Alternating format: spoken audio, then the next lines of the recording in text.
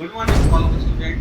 जैसे कि हम सब जानते हैं कि आज के समय में पढ़ाना बिल्कुल बेकार हो चुका है, प्रत्यक्ष रूप से पढ़ाना क्योंकि आज के समय पे हम ऑनलाइन क्लासेस और इसमें तथा पाठ्यक्रम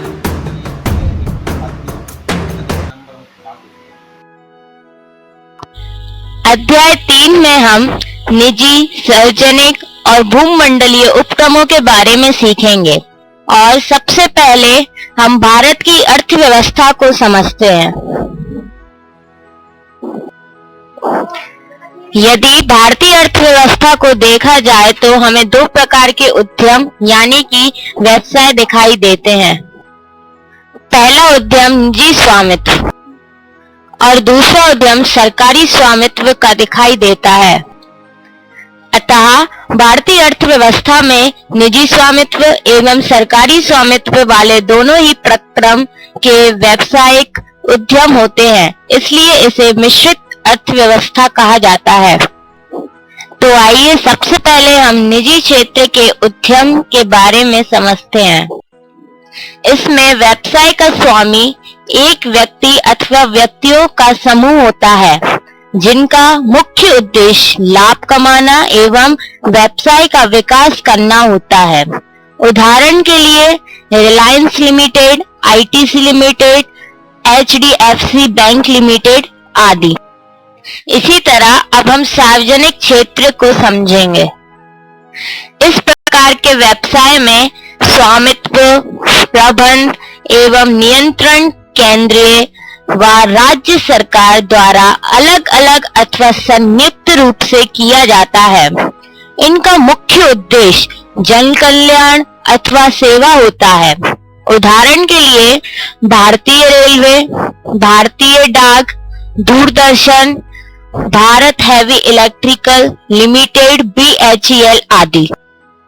इस तरह से भारतीय अर्थव्यवस्था को भी दो भागों में बांटा गया है, जिसका पहला भाग है सार्वजनिक क्षेत्र, दूसरा निजी क्षेत्र।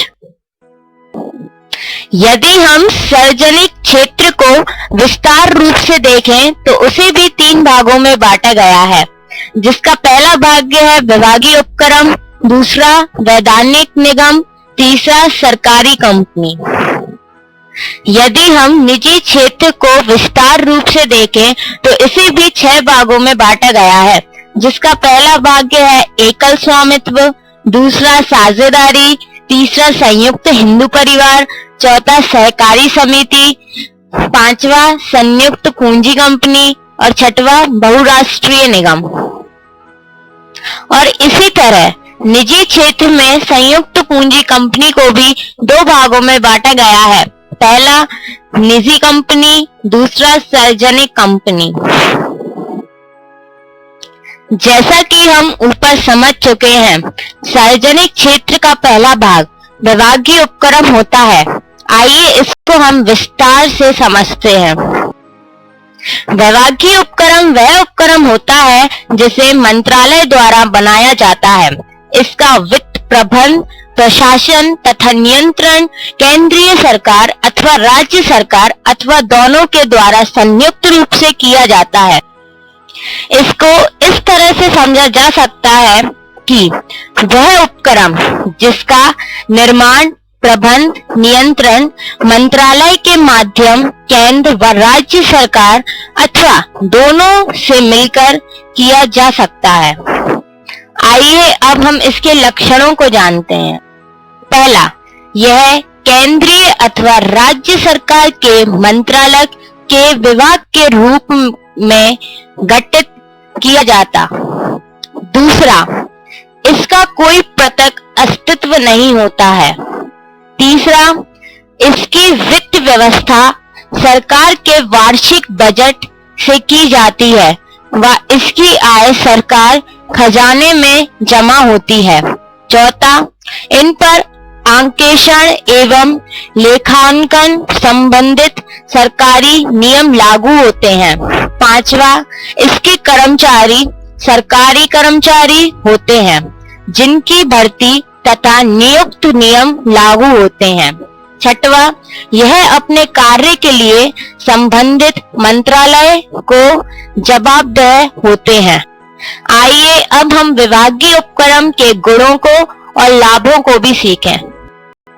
पहला, सरकार के प्रत्यक्ष नियंत्रण में होने के कारण यह सरकार द्वारा निर्धारित उद्देश्यों की पूर्ति करने में अधिक सक्षम है। दूसरा, इनकी आय सरकारी खजाने में जाती है, इसलिए यह सरकार की आय का एक स्रोत है। तीसरा, यह अपने सभी कार्यों के लिए संसद के प्रति उत्तरदायी होते हैं, जिससे कोषों का सही उपयोग सुनिश्चित हो पाता है। चौथा, बजट, लेखा तथा अंकेक्षण नियंत्रणों के कारण इसमें सार्वजनिक धन के दुरुपयोग का जोखिम कम होता है। पांचवा, यह उन उपक्रमों के लिए महत्वपूर्ण है जिनमें अत्यधिक एवं सख्त नियंत्रण गोपनीयता की आवश्यकता होती है, जैसे रक्षा उत्पादन। आइए अब हम विभागीय उपक्रमों की सीमाओं के बारे में बातें करेंगे। आइए हम पहली सीमा को समझते हैं। इस उपक्रम में लचीलेपन की कमी होती है, जो कि एक व्यवसाय को सुगमतापूर्वक चलाने के लिए अति आवश्यक है। दूसरी सीमा, उपक्रम के दिन प्रतिदिन के कार्य में राजनीतिक हस्तक्षेप होता है। तीसरी सीमा, दिन प्रतिदिन के काम में अत्यधिक लालफिताशाही का बोलबाला होता है तथा उचित प्रक्रिया के पूरे होने पर कोई कार्यवाही की जा सकती है। चौथी सीमा, प्रतियोगिता के अभाव तथा एकाधिकार होने के कारण यह प्रायः ग्राहकों की आवश्यकताओं के प्रति उदासीन होते हैं। पांचवी सीमा, इनका प्रबंध सरकारी अधिकारियों के द्वारा किया जाता है, जो कि प्रबंध के क्षेत्र में निपुण तथा अनुभवी नहीं होते। आइए अब हम सार्वजनिक क्षेत्र के दूसरे भाग वैधानिक निगम के बारे में भी चर्चा करते हैं। वैधानिक निगम वह निगम होता है जिसकी स्थापना संसद या राज्य विधानमंडल द्वारा पारित किए गए विशेष अधिनियम के अंतर्गत की जाती है। अधिनियम में ही इसके उद्देश्यों, कार्यों का स्पष्ट रूप से परिभाषित किया जाता है।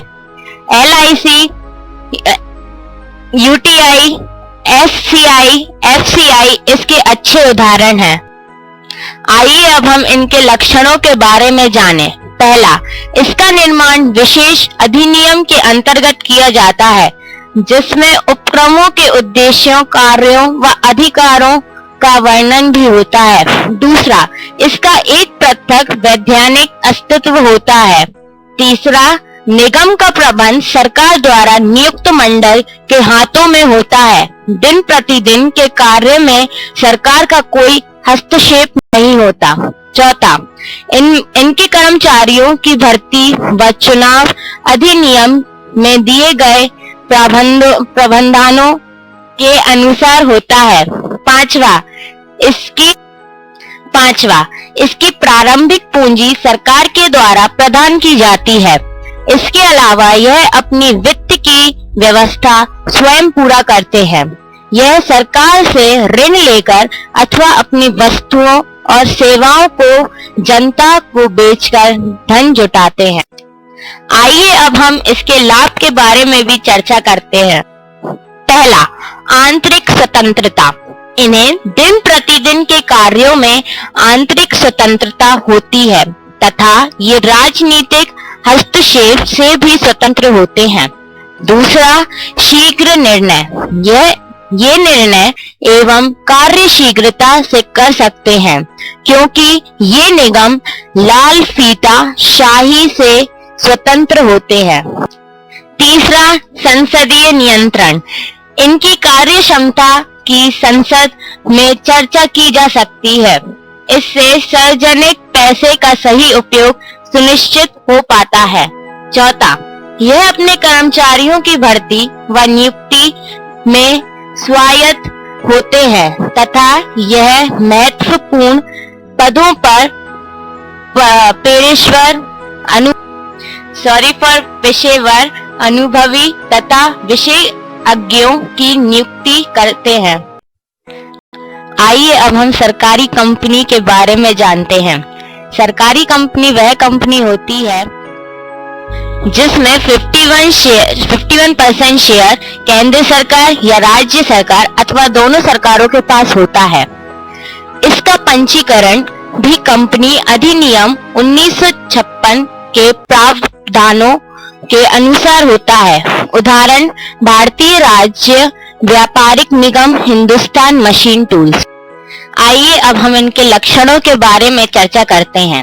पहला, सरकारी कंपनी का समामेलन कंपनी अधिनियम 1956 के प्रावधानों के अंतर्गत किया जाता है। दूसरा, इसका अपना पृथक वैधानिक अस्तित्व होता है।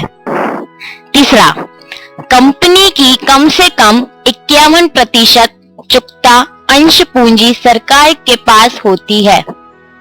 चौथा, इसका प्रबंधन सरकार तथा अन्य अंशधारियों के द्वारा चुने गए संचालक मंडल के द्वारा किया जाता है।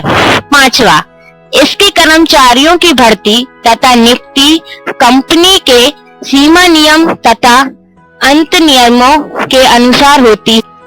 आइए अब हम इनके गुण और लाभ को जानते हैं। पहला, सरकारी कंपनी की स्थापना आसानी से कंपनी अधिनियम की औपचारिकताओं को पूरा करके की जा सकती है। इसके लिए विशेष अधिनियम पारित करने की आवश्यकता नहीं होती।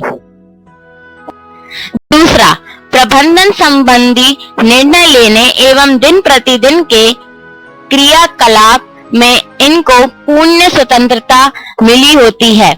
तीसरा, ये पेशेवर प्रबंधकों को उच्च वेतन पर नियुक्त कर सकते हैं। पहली सीमा, इनके निर्देशक मंडल में मुख्यतः राजनैतिक एवं सरकारी अधिकारी होते हैं जिनका मुख्य ध्येय कंपनी की कार्य कुशलता न होकर अपने राजनीतिक स्वामियों को खुश करना होता है। दूसरी सीमा, संसद के प्रति प्रत्यक्ष रूप से जवाबदेह न होने के कारण ये अपने संवैधानिक उत्तरदायित्वों से बचती हैं। तीसरी सीमा, सरकारी कंपनियों में सरकारी अधिकारियों, मंत्रियों एवं राजनेताओं का बहुत अधिक हस्तक्षेप होता है। इसी के साथ हम अध्याय 3 को समाप्त करते हैं। आशा करते हैं कि आप सभी को समझ में आया होगा। Hope you all are fine. Stay home, stay safe.